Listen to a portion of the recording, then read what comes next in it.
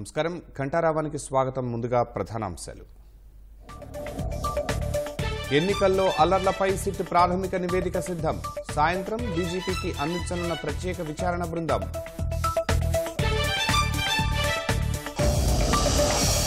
ఎన్నికల్లో హింసపై వైకాపా ఆరోపణలు అవాస్తవం. దుష్ప్రచారాలు మానుకోవాలని శ్రీకృష్ణదేవరాయలు హితవు.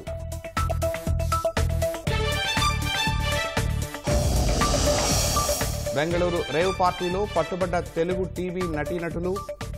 ఒక కారులో మంత్రి కాకాణి పేరుతో స్టిక్కర్ గుర్తించిన పోలీసులు. శ్రీశైలం మల్లన్న దర్శనానికి అదనంగా టికెట్ రుసుం వసూలు. అధికారుల తీరుపై మండిపడ్డ భక్తులు.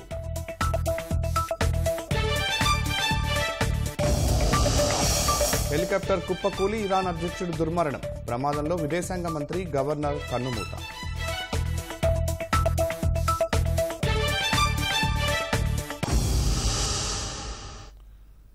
రాష్ట్రంలో పోలింగ్ రోజు ఆ తర్వాత జరిగిన హింసపై సిట్ ప్రాథమిక నివేదిక సిద్ధమైంది. మధ్యాహ్నం తర్వాత ఆ నివేదికను సిట్ చీఫ్ వినీత్ బ్రిజ్లాల్ డీజీపీకి అందించనున్నారు. తిరుపతి, పల్నాడు, అనంతపురం జిల్లాల్లో జరిగిన హింసపై నిన్న అర్ధరాత్రి వరకు సిట్ దర్యాప్తు కొనసాగింది. పోలింగ్ రోజు జరిగిన అల్లర్లపై ఆరా తీసింది. నివేదికను డీజీపీకి ఇచ్చేందుకు సిట్ అధికారులు తుదిరూపు దిద్దుతున్నారు. 33 హింసాత్మక ఘటనలు జరిగినట్టు ప్రత్యేక విచారణ బృందం గుర్తించింది. అల్లర్లు జరిగిన ప్రాంతాలకు వెళ్లి హింసాత్మక ఘటనలపై నమోదైన ఎఫ్ఐఆర్లను సిట్ అధికారులు పరిశీలించారు. ఎఫ్ఐఆర్లలో అదనపు సెక్షన్లు జోడించాలని సిట్ సూచనలు ఇచ్చే అవకాశం ఉంది. పోలింగ్ రోజున పల్నాడులో జరిగిన హింసను తానే ప్రేరేపించినట్లు వైకాపా నేతలు తనపై దుష్ప్రచారం చేస్తున్నారని నరసరావుపేట తెలుగుదేశం ఎంపీ అభ్యర్థి శ్రీకృష్ణదేవరాయలు ఆగ్రహం వ్యక్తం చేశారు. ఎస్పీ బిందు మాధవ్ కుటుంబంతో తమకు ఎలాంటి బంధుత్వం లేదని, వైకాపా నేతలే కావాలని ఆరోపణలు చేస్తున్నారని మండిపడ్డారు. పల్నాడు హింసపై సిట్ అన్ని కోణాల్లోనూ విచారించాలని, అల్లర్లలో తన ప్రమేయం ఉందని భావిస్తే ఛార్జ్షీట్లో తన పేరు పెట్టుకోవచ్చని శ్రీకృష్ణదేవరాయలు సవాల్ విసిరారు. పల్నాడులో జరిగిన గొడవలకి కారణం 4-5 సార్లు ఇది సాక్షి మీడియా పేపర్లో వేయటం జరిగింది. చాలామంది ఎమ్మెల్యేలు దీని గురించి మాట్లాడటం కూడా జరిగింది. దీని గురించి కూడా విచారణ చేయాలని సిట్ వారిని కోరుతా ఉన్నాం. నాకు అక్కడున్న ఎస్పీ గారు ఎలక్షన్ సమయంలో బిందు మాధవ్ గారు ఎవరైతే ఉన్నారో వారి ఫ్యామిలీతో మాకు ఏదో పరిచయం ఉన్నట్లు, వారి భార్య మా భార్య ఏదో దగ్గర స్నేహితులు అన్నట్లు, ఏదో దీన్ని డెలిబరేట్గా ఈ మెసేజ్ని ఒకసారి కాదు దాదాపు 4-5 రోజులుగా దీన్ని పంపిస్తూ ఉన్నారు. ప్రతి చోట కూడా ఇది పబ్లిష్ చేస్తూ ఉన్నారు. దీన్ని సిట్ వారిని కోరుతా ఉన్నాం, మా వైపు నుంచి క్షుణ్ణంగా పరిశీలించండి. మా కాల్ డేటా తీసి పరిశీలించండి. వాళ్ళ కాల్ డేటా అధికారి కాబట్టి అది మీ చేతిలో ఉంటుంది. మా వైపు నుంచి మా కాల్ డేటా, మా చుట్టుపక్కల ఉన్న వారి కాల్ డేటా ఏదైతే ఉందో వాటిని తప్పకుండా తీసి పరిశీలించాలని చెప్పి కోరుతా ఉన్నాం.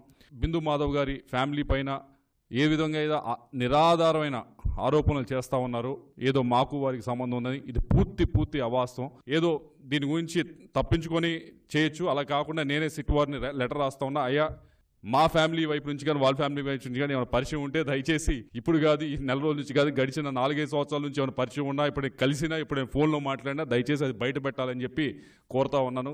రెండోది, మేమేదో కొన్ని బూతుల్లో మాకు అడ్వర్స్గా ఉండే బూతుల్లో మాకు అన్డ్యూ అడ్వాంటేజ్ వచ్చిందని మీరు ఏదో ఫీల్ అవుతా ఉన్నారు కదా, మేము ఇచ్చిన 150 బూతులకి లిస్టు కూడా ఇవ్వడం జరిగింది.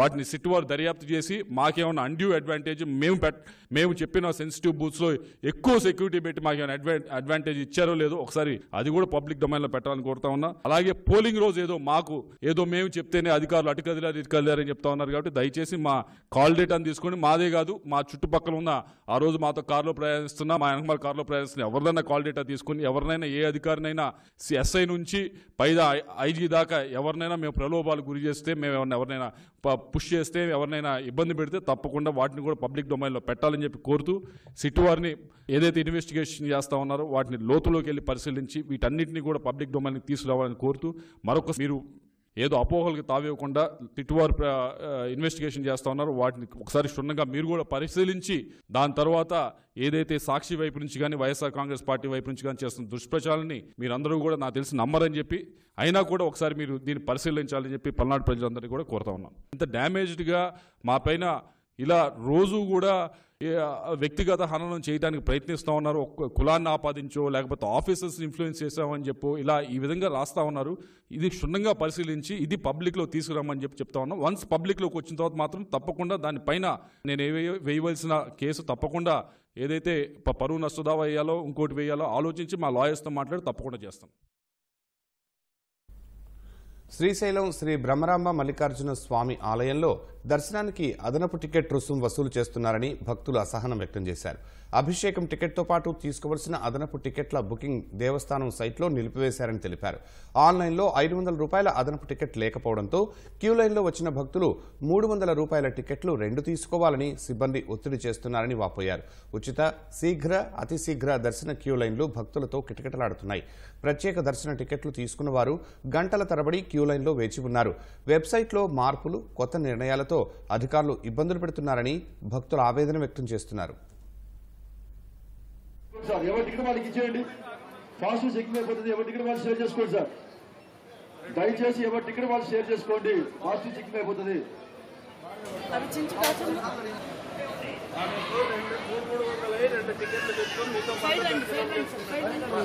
సార్ ముందుకు వెళ్దాము సార్. మీరు టికెట్ స్కాన్ చేసుకోండి ఈ లోపల. 300 రూపాయల టికెట్ కాదు, 2 టికెట్ తీసుకోమని చెప్పండి. మనిషికి పిల్లలకి 300 రూపాయల టికెట్ ఒకటి తీసుకోవాలంట. మాతో పాటు దర్శనానికి ఇంకొక 300 రూపాయల టికెట్ తీసుకోవాలి. 2 టికెట్లు కావాలంట. 2 టికెట్లు తీసుకుంటేనే లోపలికి అలౌ చేస్తారంట. ఎక్కడన్నా రూల్ రాశారా? ఎందుకు ఆ టికెట్ తీసుకున్నారు? చిన్న పిల్లలకి ఇది మేము అభిషేకం టికెట్లు తీసుకున్నామండి, భార్యాభర్తలము. అందులో భార్యాభర్త ఇద్దరు వెళ్ళాం. 10 సంవత్సరాల పిల్లలకి అలౌ చేస్తానన్నాడు.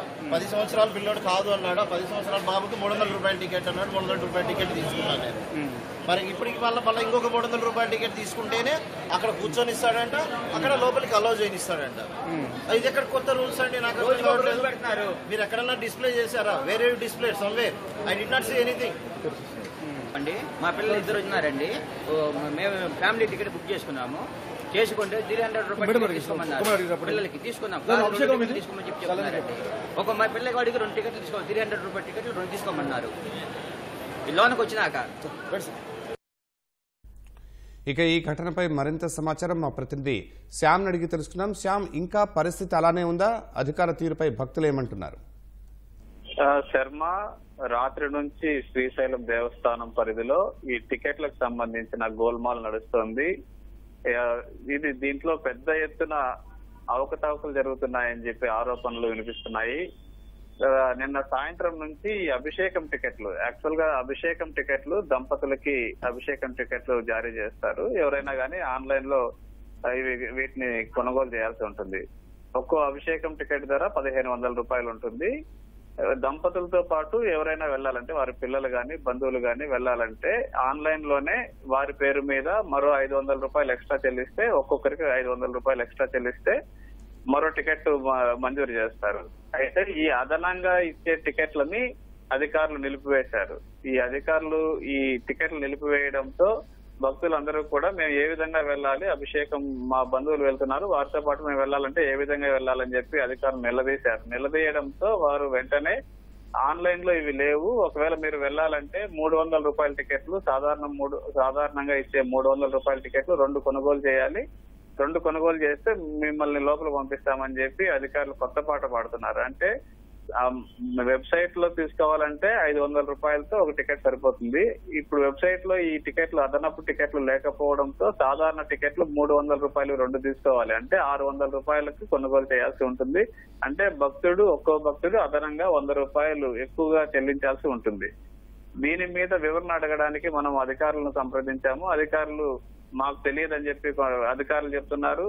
ఈ వెబ్సైట్ వేరే ఒక ప్రైవేట్ సంస్థ 9&9 అనే సంస్థ నిర్వహిస్తుంటుంది. వీరిని అడిగితే అది మాకు తెలియదు, అది అధికారుల పరిధిలో ఉంటుంది. శ్రీశైల దేవస్థానం అధికారులు ఈ వ్యవహారం చూస్తున్నారని చెప్పి వారు చెప్తున్నారు. అధికారులను అడిగితే వెబ్సైట్ నిర్వాహకులు దీన్ని చేస్తున్నారని చెప్పి వారు చెప్తున్నారు. అయితే ఎవరు ఇప్పుడు ఉన్నతాధికారులు దీని మీద ఏం స్పందించలేదు. అయితే రాత్రి నుంచి ఈ సమస్య పరిష్కారం కాలేదు. ప్రతిరోజు 3 స్లాట్ల ద్వారా ఈ టికెట్లను మంజూరు చేస్తారు. ఒక్కొక్క స్లాట్ లో కనీసం 200 టికెట్లు ఉంటాయి. అంటే దాదాపు ప్రతిరోజు 600 టికెట్లు, అభిషేకం టికెట్లని కనీసంగా 600 టికెట్లని మంజూరు చేస్తారు. అయితే ఈ టికెట్లు ఇంతమంది దాదాపు పెద్ద ఎత్తున భక్తులు ఇప్పుడు సెలవులు కావడం, అభిషేకం టికెట్లకు చాలా డిమాండ్ ఉండడం, వీరితో పాటు అభిషేకం టికెట్లు తీసుకునే వారితో పాటు చాలా మంది భక్తులు కూడా వీరి బంధువులు వీరు కూడా వస్తుండడంతో దీన్ని క్యాష్ చేసుకునే ఉద్దేశంతోనే ఈ విధంగా చేస్తున్నారా, ఎందుకు చేస్తున్నారు అనేది ఇక్కడ ఒక డౌట్ వస్తుంది. దీంతో పాటు ఏదైనా ఇట్లాంటి విషయాల్లో మార్పులు చేర్పులు చేయాలంటే టికెట్ల విషయంలో ముందుగా ప్రకటన ఇవ్వాల్సి ఉంటుంది, భక్తులకు తెలియజేయాల్సి ఉంటుంది. భక్తులకు తెలియజేయలేదు, ఎలాంటి ప్రకటనలు ఇవ్వలేదు.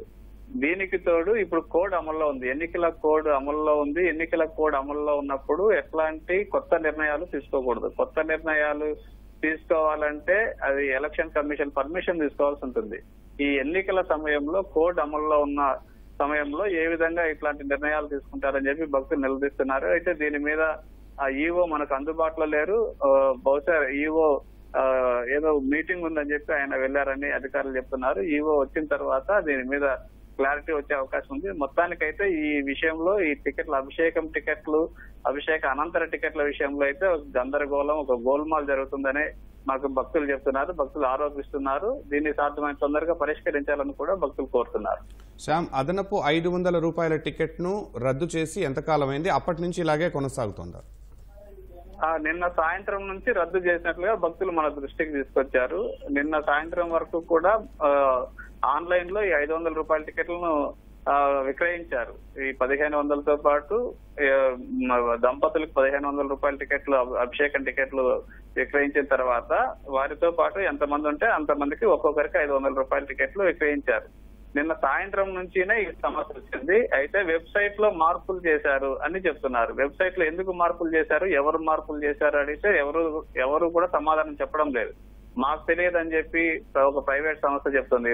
9&9 అనే సంస్థ మాకు తెలియదు, దేవస్థానం సిబ్బందే ఈ విధంగా చేసింది, ఐటీ వింగ్ అని ఉంటుంది, ఐటీ వింగ్ వాళ్ళే ఈ విధంగా చేశారని వాళ్ళు చెప్తున్నారు. వీళ్ళని అధికారులను అడిగితే ప్రైవేట్ సంస్థ ఇలా చేసిందని చెప్పి వారు చెప్తున్నారు. అయితే నిన్న సాయంత్రం వరకు మంజూరు చేశారు. సాయంత్రం తర్వాత రాత్రి నుంచి ఈ సమస్య ఉత్పన్నమవుతుంది. భక్తులు రాత్రి నుంచి కొత్తగా వచ్చిన భక్తులు ఆన్లైన్ లో టికెట్లు దొరుకుతాయని భావిస్తారు, కానీ ఆన్లైన్ లో టికెట్లు దొరకడం లేదు. అయితే ఇక్కడికి వచ్చి చూస్తే 300 రూపాయల టికెట్లు తీసుకొని 300 రూపాయల టికెట్లు తీసుకోండి, మీకు మిమ్మల్ని లోపల పంపిస్తామని చెప్తున్నారు. ఇది ఒక దోపిడీ జరుగుతోందని చెప్పి భక్తులు ఆవేదన వ్యక్తం చేస్తున్నారు. కనీసం ముందుగా సమాచారం ఇవ్వాలి, సమాచారం ఇవ్వడం లేదు. ఆన్లైన్ లో పెట్టకపోవడం చాలా దారుణం అని చెప్పి భక్తులు అయితే ఆందోళన వ్యక్తం చేస్తున్నారు. శ్యామ్, అధికారికంగా ఈ 500 రూపాయల టికెట్ ను రద్దు చేసినట్ల, ఇది తాత్కాలికమా, ఎప్పటి వరకు? అదే అధికారుల వివరణ కోసం మనం ప్రయత్నిస్తున్నాము. అధికారులు ఈవో మనకు అందుబాటులోకి రావడం లేదు. ముఖ్యమైన సమావేశం ఉందని చెప్పి ఆయన విజయవాడకి వెళ్ళినట్లుగా మనకు లోకల్ అధికారులు చెప్తున్నారు. అయితే ఆయన వచ్చిన తర్వాతే ఇది తెలుస్తుంది. అధికారికంగా ఎక్కడా కూడా వెబ్సైట్ లో మార్పులు చేసినట్లు ఎక్కడా కూడా దేవస్థానం ప్రకటించలేదు, ఎక్కడా కూడా ప్రకటన ఇవ్వలేదు, ఎక్కడా కూడా ఎవరికి తెలియజేయలేదు. తెలియజేయకుండా చేశారు కాబట్టి ఇది అనధికారికంగానే చేశారని చెప్పి భక్తులు ఆరోపిస్తున్నారు. అక్కడ ఉన్న వాళ్ళకి కూడా కానీ చాలా మంది తెలియదు, కేవలం సాధారణ భక్తులకి తెలియదు. అభిషేకం టికెట్ల మీద ఐడియా ఉన్న వాళ్ళకే, అవగాహన ఉన్న వాళ్ళకే ఈ విషయం తెలుస్తుంది. అభిషేకం టికెట్లు చాలా తక్కువ మంది తీసుకుంటారు, డబ్బులు ఉన్న వాళ్ళు తీసుకుంటారు, దూర ప్రాంతాల నుంచి వచ్చే వాళ్ళు తీసుకుంటారు. అది కూడా ఎవరైనా మొక్కున్న వాళ్ళు కూడా అభిషేకం చేయించుకుంటామని మొక్కులు తీర్చుకోవడానికి కూడా అభిషేకం టికెట్లు కొనుక్కుంటుంటారు. వీరు ఎంతో దూరం నుంచి వస్తారు. ఇలాంటి వారిని ముప్పు తిప్పలు పెడుతున్నారు. కనీసం అక్కడ స్పందించడం లేదు. ఒకవేళ ఎవరైనా గట్టిగా అడిగితే 300 రూపాయల టికెట్లు తీసుకోండి అని చెప్తున్నారు. అయితే ఇదంతా అనధికారమే, ఎక్కడా కూడా అధికారికంగా ఎక్కడా లేదు. దీంట్లో కూడా గోల్మాల్ జరుగుతుందని చెప్పి భక్తులు ఆరోపిస్తున్నారు. ఎందుకంటే అది 100 రూపాయలు ఏం చేస్తున్నారు, ఎందుకు ఇస్తున్నారు అనేది కూడా, ఎవరికి ఇస్తున్నారు అనేది కూడా ఇక్కడ ఆరోపిస్తున్నారు. ఒకవేళ ఈ విధంగా 300 టికెట్లు విక్రయించిన తర్వాత దీంట్లో ఏమైనా ఎంటర్ చేస్తున్నారు, వెబ్సైట్ లో ఎంటర్ చేస్తున్నారా అనే అనుమానం కూడా కలుగుతుందని భక్తులు చెప్తున్నారు. రైట్, ధన్యవాదాలు శ్యామ్. ఇది మేము అభిషేకం టికెట్లు తీసుకున్నామండి, భార్యాభర్తలము. అందులో బెంగళూరులో రేవ్ పార్టీపై పోలీసులు దాడి చేశారు. ఓ వ్యాపారవేత్త ఇచ్చిన పార్టీలో ఏపీ, బెంగళూరుకు చెందిన 100 మందికి పైగా ప్రముఖులు పాల్గొన్నట్లు గుర్తించిన పోలీసులు పలువురు తెలుగు టీవీ నటీనటులు, మోడళ్లు ఉన్నారని తెలిపారు. ఇదే పార్టీలో పోలీసులు డ్రగ్స్ ను సైతం గుర్తించారు. 17 గ్రాముల MDMA పిల్స్, కోకైన్ గుర్తించిన పోలీసులు మెర్సిడెస్ బెంజ్, ఆడి, జాగ్వార్ సహా 15 ఖరీదైన కార్లు స్వాధీనం చేసుకున్నారు. ఒక కారులో ఏపీ మంత్రి కాకాణి పేరుతో ఉన్న స్టిక్కర్ను సైతం గుర్తించారు. ఈ మేరకు కేసు నమోదు చేసిన బెంగళూరు ఎలక్ట్రానిక్ సిటీ పోలీసులు దర్యాప్తు చేస్తున్నారు. ಅವ್ರನ್ನ ಕರ್ತಿರ್ತಾರಂತದ್ದು ನಮ್ಮವ್ರು ಮಾಡ್ಕೊಡ್ರಪ್ಪ ನಮ್ಮವರು ಕೆಲವೊಂದಷ್ಟು ಮಂದಿ ಎಸ್ಕೇಪ್ ಆಗಿರುವಂತದ್ದು ಅವರ ಬಗ್ಗೆ ಮಾಹಿತಿ ಕಲಾಕುವಂತ ಕೆಲಸವನ್ನು ಕೂಡ ಅಧಿಕಾರಿಗಳು ಮಾಡ್ತಿದ್ದಾರೆ. ನೋಡ್ತಾ ಇರಬಹುದು ಈಗ ವಿಜುವಲ್ಸ್ ನಲ್ಲಿ ಅಧಿಕಾರಿಗಳು ಪರಿಶೀಲನೆ ಮಾಡ್ತಾ ಇರುವಂತಹ ದೃಶ್ಯಗಳು ಏನೇನಿದೆ ಕಾರ್ನಲ್ಲಿ ಅವರು ಕಳೆದ ಕೆಲವು ವರ್ಷಗಳಿಂದಲೂ ಕೂಡ ಬೆಂಗಳೂರಿನಲ್ಲಿ ಈ ಒಂದು ರಿಯೋ ಪಾರ್ಟಿ ನಡೀತಾ ಇದೆ. ಏನು ಹೈದರಾಬಾದ್ ಮೂಲದಿಂದ ಆಂಧ್ರ ಮೂಲದಿಂದ ಜನರು ಬಂದಿರ್ತಾರೆ. ಅವರ ಕೂಡ ಈ ಒಂದು MDM ಮಾತ್ರೆಗಳಿದಾವೆ, ಕೊಕೇನ್ ಇದೆಯಾ, ಡ್ರಗ್ಸ್.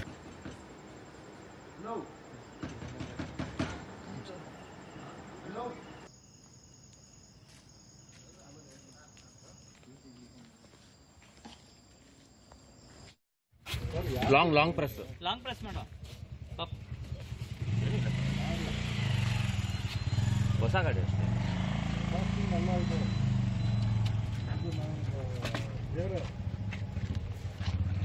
ಯಾರು ಬೇಕ್ರಿ? ಏನೂ ಇಲ್ಲ ಸರ್, ಕವರ್ ಅಷ್ಟೇ ಇರೋದು.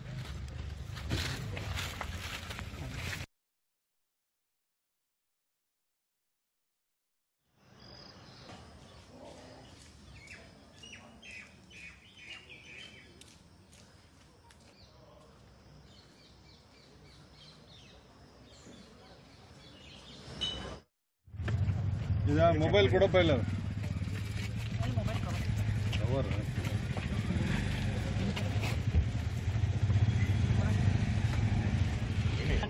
ಕೀ ಬೇಕಂತ ಡಿಕ್ಕಿ ಪ್ರೆಸ್ ಮಾಡು, ಅಲ್ಲೇ ಲಾಂಗ್ ಪ್ರೆಸ್ ಮಾಡು. ಹೊಸ ಗಾಡಿ ಅಷ್ಟೇ.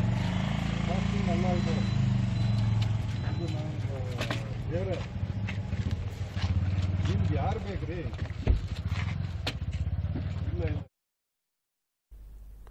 ఇరాన్ అధ్యక్షుడు ఇబ్రహీం రైసీ హెలికాప్టర్ ప్రమాదంలో దుర్మరణం చెందారు. ఇవాళ ఉదయం రైసీ ప్రయాణిస్తున్న హెలికాప్టర్ కూలిన ప్రాంతాన్ని Iran red crescent society IRCS గుర్తించింది. తెల్లవారుజామున ట్రాఫిజ్ నుంచి దాదాపు 100 కిలోమీటర్ల దూరం నుంచి కనిపెట్టినట్లు తెలిపింది. ఆ ప్రాంతంలో ఎవరూ బతికి ఉన్న ఆనవాళ్లు కనిపించడం లేదని అధికారులు ఉటంకిస్తూ ఆ దేశ ప్రభుత్వ వార్తా సంస్థ IRNA వెల్లడించింది. ఈ ప్రకటన వచ్చిన కాసేపటికే రైసీ మరణించినట్లు IRNA ధృవీకరించింది. రైసీతో పాటు విదేశాంగ మంత్రి హుస్సేన్ అమీర్ అబ్దుల్లాహీన్, తూర్పు అజర్బైజాన్ ప్రావిన్స్ గవర్నర్ మలేక్ రహమతి తదితరులు కన్నుమూసినట్లు ప్రకటించింది. ఇరాన్ అధ్యక్షుడు ఇబ్రహీం రైసీ క్షేమంగా తిరిగి రావాలని యావత్ దేశం చేసిన ప్రార్థనలు ఫలించలేదు. ఇరాన్ అధ్యక్షుడు ఇబ్రహీం రైసీ హెలికాప్టర్ ప్రమాదంలో మరణించినట్లు ఆ దేశ ప్రభుత్వ వార్తా సంస్థ IRNA వెల్లడించింది. ఇరాన్ రాజధాని టెహ్రాన్కు వాయువ్యాన దాదాపు 600 కిలోమీటర్ల దూరంలో ప్రమాద స్థలాన్ని గుర్తించిన వెంటనే త్రివిధ దళాలు శరవేగంగా సహాయక చర్యలు చేపట్టాయి. సోమవారం ఉదయం ఘటన జరిగిన ఖచ్చితమైన ప్రదేశాన్ని ఇరాన్ రెడ్ క్రెసెంట్ సొసైటీ గుర్తించింది. ప్రమాదంలో హెలికాప్టర్ పూర్తిగా ధ్వంసమైందని, అందులో ఎవరూ బతికే అవకాశం లేదని తొలుత ప్రకటించారు. కాసేపటికే అధ్యక్షుడి మరణ వార్తను ఇరాన్ మీడియా ప్రకటించింది. హెలికాప్టర్ శకలాల దృశ్యాలను మీడియా ప్రసారం చేసింది. ప్రతికూల వాతావరణ పరిస్థితుల కారణంగా గాలింపు చర్యలకు తీవ్ర ఆటంకం కలిగింది. అయినప్పటికీ రైసీ ఆచూకీ కోసం ప్రత్యేక దళాలు విశ్వ ప్రయత్నాలు చేశాయి. పొగమంచు, వర్షం సహాయక చర్యలకు తీవ్ర ఆటంకం కలిగించాయి. తూర్పు అజర్బైజాన్ రాష్ట్రంలోని వర్జాకాన్ నగరానికి సమీపంలో ఉన్న అడవుల్లో సైనిక బలగాలు ముమ్మర గాలింపు కొనసాగించాయి. మరోవైపు IRCS తమ 46 మెరుపు దళాలను రంగంలోకి దించినట్లు ప్రకటించింది. హెలికాప్టర్ కూలినట్లుగా అనుమానిస్తున్న ఓ ప్రదేశం సమీపానికి దాదాపు 4 బృందాలు చేరినట్లు IRCS అధిపతి రజీహ్ అలీష్వాండి వెల్లడించారు. కానీ వాతావరణం సహకరించకపోవడంతో మరింత ముందుకు వెళ్లేందుకు తీవ్ర సవాళ్లు ఎదురైనట్లు తెలిపారు.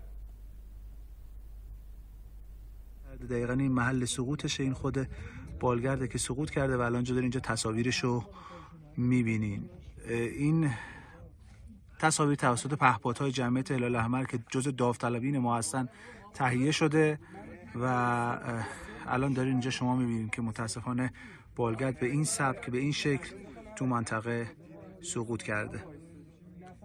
دوستان خیلی زحمت کشیدن، به لحظه بودن که بتونن این تصاویر رو ضبط بکنن. سپاسگزارم از همه کسانی که کمک کردن، کمک حال ما بودن در جمعیت هلال احمر، در سازمان امداد جنوب، در تیم پهپادی جمعیت هلال احمر بسیار تشکر میکنم که زحمت کشیدن این تصاویر رو در اختیار ما دادن و این جستجو رو انجام دادن. హెలికాప్టర్ ప్రమాదంపై భారత ప్రధానమంత్రి నరేంద్ర మోదీ దిగ్భ్రాంతి వ్యక్తం చేశారు. ఈ సమయంలో ఇరాన్ ప్రజలకు అండగా ఉంటామని భరోసా ఇచ్చారు. పలువురు దేశాధినేతలు కూడా రైసీ మృతిపై సంఘీభావం తెలిపారు. ఇబ్రహీం రైసీ ప్రయాణిస్తున్న హెలికాప్టర్ ఆదివారం ఓ అటవీ ప్రాంతంలో ప్రమాదానికి గురైంది. ఇరాన్, అజర్బైజాన్ దేశాల సరిహద్దుల్లో కీజిక్ ఎలాసీ, ఖుదాబరిన్ అనే 2 డ్యాంలను అజర్బైజాన్ అధ్యక్షుడు ఇల్హం అలియేవ్తో కలిసి రైసీ ఆదివారం వాటిని ప్రారంభించారు. ఇరాన్ ఆర్థిక మంత్రి హుసేన్ అమీరబ్దుల్లహీన్, తూర్పు Azerbaijan province governor Tabriz province ఇమాంలతో కలిసి తబ్రీజ్ పట్టణానికి హెలికాప్టర్లో ప్రయాణమయ్యారు. మరో 2 హెలికాప్టర్లు వెంట బయలుదేరాయి. జోల్ఫా నగర సమీపంలోకి రాగానే రైసీ ప్రయాణిస్తున్న హెలికాప్టర్ ప్రతికూల వాతావరణం కారణంగా కుప్పకూలింది. ప్రతికూల వాతావరణం కారణంగానే ప్రమాదం జరిగిందనే ప్రాథమిక అంచనాలు ఉన్నప్పటికీ మరోవైపు ఇజ్రాయెల్, ఇరాన్ మధ్య తీవ్ర ఉద్రిక్తతలు నెలకొన్న సందర్భంలో ఈ హెలికాప్టర్ ప్రమాదం చోటు చేసుకోవడంపై పలువురు అనుమానాలు వ్యక్తం చేస్తున్నారు.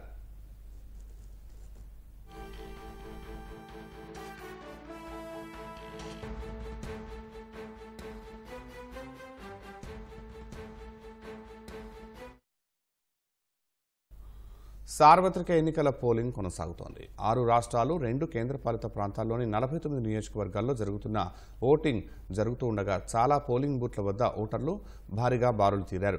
పలువురు ప్రముఖులు ఇప్పటికే ఓటు హక్కు వినియోగించుకున్నారు. జమ్మూ కాశ్మీర్లో తెల్లవారుజాము నుంచే ఓటు హక్కు వినియోగించుకునేందుకు ఓటర్లు బారులు తీరారు. లోక్సభ ఎన్నికల్లో భాగంగా 5వ విడత పోలింగ్ 6 రాష్ట్రాలు, 2 కేంద్రపాలిత ప్రాంతాల్లోని 49 నియోజకవర్గాల్లో ఓటింగ్ కొనసాగుతోంది. ఈ విడతలో ఉత్తరప్రదేశ్లోని 14 స్థానాలు, మహారాష్ట్ర 13, పశ్చిమ బెంగాల్ 7, బీహార్, ఒడిశాలో 5 చొప్పున, జార్ఖండ్ 3, జమ్మూ కాశ్మీర్, లదాఖ్లో ఒక్కో నియోజకవర్గంలో ఓటింగ్ జరుగుతోంది. జమ్మూ కాశ్మీర్లో ప్రజలు తెల్లవారుజాము నుంచే బారులు తీరారు. సమస్యాత్మక ప్రాంతాల్లో పోలింగ్ జరుగుతుండటంతో పటిష్ట భద్రత ఏర్పాటు చేశారు. బారాముల్లా పార్లమెంటరీ నియోజకవర్గానికి పోలింగ్ జరుగుతోంది. ఈ నియోజకవర్గంలో ఎన్సీ అభ్యర్థి ఒమర్ అబ్దుల్లా, పీడీపీ అభ్యర్థి మీర్ మహమ్మద్ ఫయాజ్, జేకేపీసీ అభ్యర్థి సజాద్ లోన్ల మధ్య పోటీ నెలకొంది. అమేఠీ లోక్సభ స్థానం నుంచి భాజపా అభ్యర్థిగా బరిలో ఉన్న కేంద్ర మంత్రి స్మృతి ఇరానీ గౌరీగంజ్లో ఓటు హక్కు వినియోగించుకున్నారు. ముంబైలో బాలీవుడ్ నటుడు పరేష్ రావల్ ఓటు వేశారు. ముంబైలో నటులు Akshay Kumar, Janhvi Kapoor, Anil Ambani, RBI governor Shaktikanta Das vote హక్కు వినియోగించుకున్నారు. హాకీ ఇండియా అధ్యక్షుడు బీజేడీ నేత దిలీప్ తిర్కీ ఓటు వేశారు. బాలీవుడ్ నటులు ఫర్హాన్ అఖ్తర్, దర్శకుడు జోయా అఖ్తర్ ముంబై పోలింగ్ స్టేషన్లో ఓటు వేశారు. నాసిక్లో స్వతంత్ర అభ్యర్థి శాంతిగిరి మహారాజ్ పోలింగ్ బూత్లో ఓటు వేసిన తర్వాత ఓటింగ్ యంత్రానికి పూలమాల వేశారు. ఈ విడతలో రాహుల్ గాంధీ, రాజ్నాథ్ సింగ్, పీయూష్ గోయల్, స్మృతి ఇరానీ, రోహిణి ఆచార్య, చిరాగ్ పాస్వాన్, ప్రముఖ న్యాయవాది ఉజ్వల్ నికమ్, మాజీ సీఎం ఒమర్ అబ్దుల్లా తదితర ప్రముఖులు తమ అదృష్టం పరీక్షించుకుంటున్నారు. మొత్తం 8.95 కోట్ల మంది ఓటర్లు ఉండగా వారిలో 4.26 కోట్ల మంది మహిళలు ఉన్నారు. 5,409 మంది థర్డ్ జెండర్ ఓటర్లు ఉన్నట్లు ఈసీ తెలిపింది. వారి కోసం 94,732 పోలింగ్ స్టేషన్లు ఏర్పాటు చేసినట్లు అధికారులు తెలిపారు. మొత్తం 695 మంది అభ్యర్థులు పోటీలో ఉన్నారు.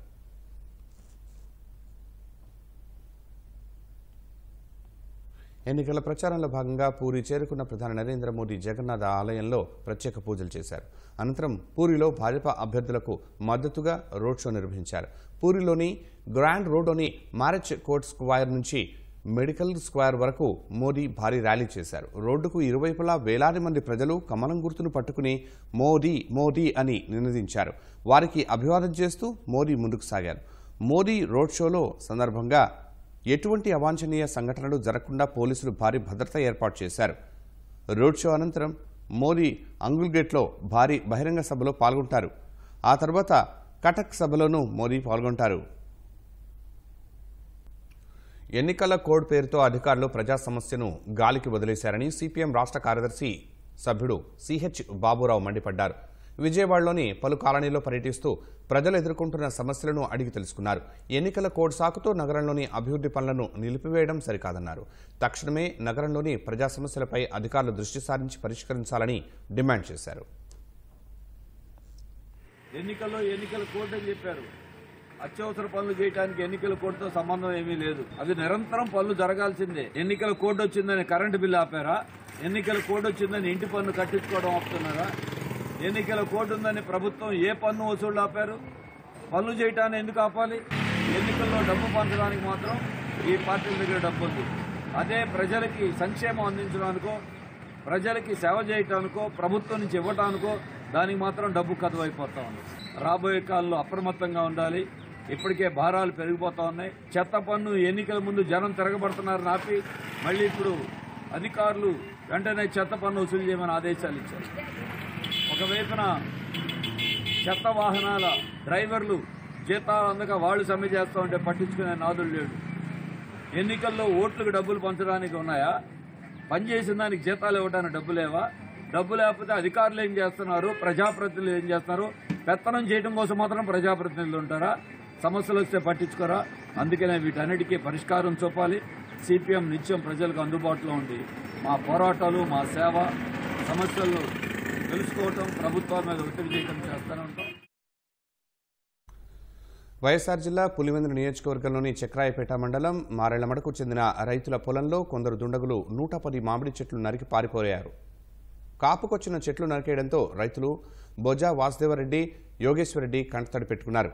పొలంలో చెట్లు నరికిన కొడవళ్లను పోలీసులు స్వాధీనం చేసుకున్నారు. నరికిన వాళ్లని పట్టుకుని తమకు న్యాయం చేయాలని రైతులు కోరుతున్నారు. నేను ఎప్పటి నుంచో లెక్కెడిపోయి ఉన్నాను. మా తమ్ముడు 6 ఏళ్ల నుంచి చెట్లను కాపాడుకుంటూ వస్తున్నాడు. కాపుకొచ్చే చెట్లు నిన్న నైటు ఎవరో గుర్తు తెలియని నరికినారు. కానీ మాకు చాలా పంట నష్టం జరిగింది. మాకు 80 చెట్లు, మా చిన్నాయన వచ్చి 30 చెట్లు, మొత్తం 110 చెట్లు నరకడం జరిగింది. అది ఎవరిపైన ఊర్లో మా మీద అయితే అనుమానం లేదు. కానీ నిదానంగా గవర్నమెంట్ వాళ్ళు తెలుసుకోవాల్సిందిగా కోరుతున్నాము.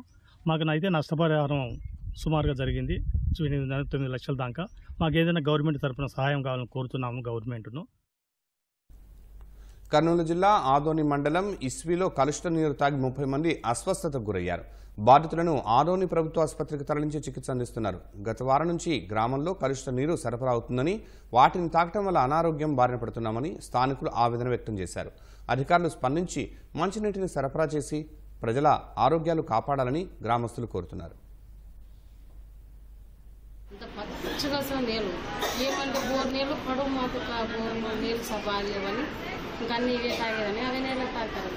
ఇంకా ఒక 40 మంది నిన్న పొద్దు నుంచి అడుగు నేను చెప్పలేదు. తప్పలేదా బాటిల్ ఎక్కిస్తారు, ఇంజక్షన్ వేస్తారు.